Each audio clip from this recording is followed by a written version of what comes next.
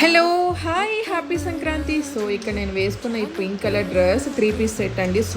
Super ఉంది. Naira cut ఇది చాలా లాంగ్ వచ్చింది. టాప్ కూడా న్యూ ట్రెండింగ్ అండి. సో మీకు కావాలి అంటే XL, XXL, LM సైజులో అవైలబుల్గా ఉంది. సో నచ్చిన వాళ్ళు తప్పకుండా తీసుకోండి, అస్సలు మిస్ చేసుకోవద్దు.